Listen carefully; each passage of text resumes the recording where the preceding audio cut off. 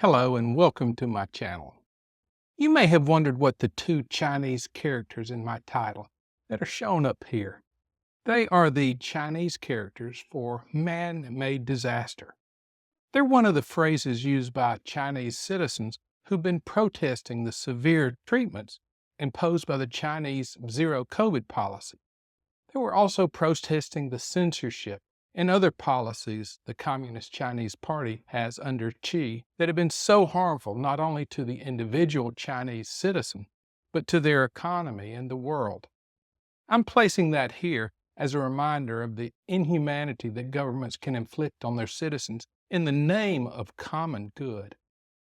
Now, for today's topic, the U.S. Centers for Disease Control announced last week the implementation of new travel rules for air passengers boarding flights to the United States from the People's Republic of China and the special administrative regions of Hong Kong and Macau. Is this going to help, or is it just more political theater? The CDC press release dated December 28, 2022, said that they would include a requirement for a negative COVID-19 test or documentation of recovery for all air passengers from these areas. Do you ever have deja vu, Mrs. Lancaster? I don't think so, but I could check with the kitchen. Part of my practice is doing medical exams for pilots, and I talk to dozens of pilots every month who travel all over the world. To a person, they tell me the same thing. The Chinese government is excessively restrictive and treats them like no other government with its COVID policies. Some of them even forego the extra pay to avoid traveling to China. Now, it is too easy to lump individual Chinese in with their communist government, just like some people in other countries despise all Americans due to actions attributed to our government. I get that. And after 3 years of the mistreatment Americans and others traveling to Hong Kong or China have endured, a person might say, it serves them right, they deserve it. It's almost a knee-jerk reaction. Let's go on. Looking at the CDC's press release, let's see if we can read between the lines. They say, the CDC is announcing this step to slow the spread of COVID-19 in the United States during the surge in COVID-19 cases in the People's Republic of China. Okay, let's stop there. Announcing steps to slow the spread makes my spidey sense tingle. It sounds like something that we were told back when the lockdown started in the United States in the spring of 2020. But how is it different now? Unlike 2020, we know COVID is all over the U.S. and has been since early 2020. I remember that at the new year of 2020, there was no rush to restrict travel from China when it might have made a difference. It is well known that the World Health Organization discouraged those restrictions. Anyway, I'm looking forward to seeing what next steps the CDC will implement. So continuing.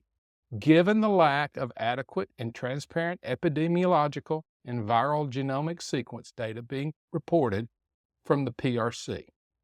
Well, okay, I can agree with that. China is currently being overwhelmed by the BF7 Omicron variant, and the Chinese Communist Party is claiming that everything is okay and there are few deaths. Nothing to see here. Please disperse.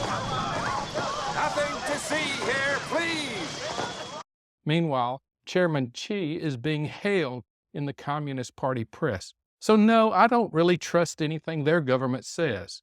But how much can we trust what comes out of the mouths of officials and media in the United States? But I digress. Next, variants of the SARS-CoV-2 virus continue to emerge in countries around the world. However, reduced testing and case reporting in the People's Republic of China and minimal sharing of viral genomic sequence data could delay identification of new variants of concern if they arise. Okay, yes, variants have emerged since the virus allegedly escaped from the Fauci-funded lab in Wuhan. The Alpha variant was first discovered in the UK in late 2020, the Beta variant in South Africa around the same time, and the Delta variant was first found in India in December of 2020. And then the original Omicron strain was discovered a year later in November of 2021 in Botswana and South Africa. So we have no reason to believe they're coming or will come from China. I don't really see how it is different from when the early waves swept the United States. I'm not aware of any significant variants of concern originating here. So will they come from China? I don't know. I don't think anyone knows. Okay, the CDC is going to increase their genomic testing starting this week or next week.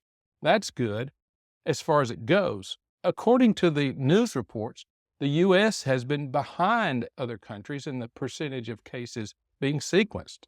So let me ask this. If this is so important, and I think it is, why has it not been done before now? Any time in the past 2 years, they could have increased their testing. No one has been stopping them from doing more on international travelers. I understand that there are budgetary constraints. I've watched interviews with Dr. Walensky. I've watched congressional hearings when she could or would not answer questions about the percentage of CDC employees who are getting vaccinated. What percent of CDC employees are vaccinated? We're actively encouraging vaccination in all of our employees and doing a lot of education and outreach in order to get our agency fully vaccinated. And but the percent? I don't have that for you today. Or what percentage actually show up to the office to work? I'm told that 75 to some north of 75% of CDC employees at headquarters are still working remotely. Is that correct? We are following regulations through HHS and the federal government. I know she complains about lack of authority to do certain things. There are problems with the crumbling public health infrastructure and a lack of data interconnectivity. I understand that. But is this not just theater? And speaking of theater, let's get to the meat of this press release, the testing requirement. Travelers will have to have a negative PCR or rapid antigen test. Even the FDA pointed out last month that the rapid antigen tests are not as reliable and have a higher false negative rate than with earlier variants compared to the PCR tests. The FDA went so far as to recommend doing a second rapid test if the first was negative in a symptomatic patient. So if they know that a person can get a negative when they're sick, do they actually believe that the tests are adequate to ensure public safety, especially if we're screening asymptomatic individuals? I cannot tell you how many times in the past 2 years I've tested patients that were symptomatic for COVID. I knew they had COVID, and the rapid test was negative. And they call me back a day or two later and say, oh yeah, I tested again at home, and I was positive. It kind of seems like It's time to try to fight gravity.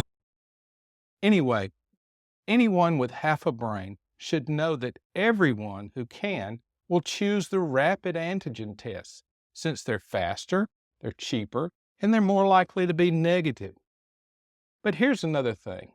If it is really important, why didn't the CDC make it an immediate requirement instead of saying, oh, we'll do it in a week or so?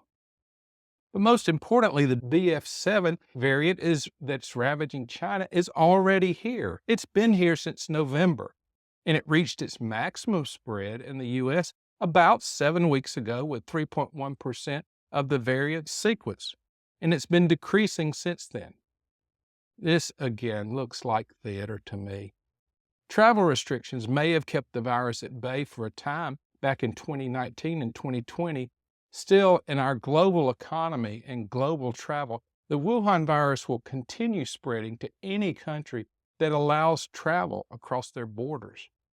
COVID is already here. BF7 is already here and is not a concern, at least for us right now. No amount of economic disruption, travel restrictions will stop the virus. I'd like to see more real science and studies to determine what does and does not help, not just making it up as we go along. So much of this calamity that has been and is the COVID pandemic is a man-made disaster. It started with the research in Wuhan, China, partially funded by Fauci and the U.S. taxpayer dollars, and continued with a lot of winging it by government officials. You can fill in what other parts of this disastrous 3 years have been man-made. I look forward to reading them in the comments. Take care, and God bless.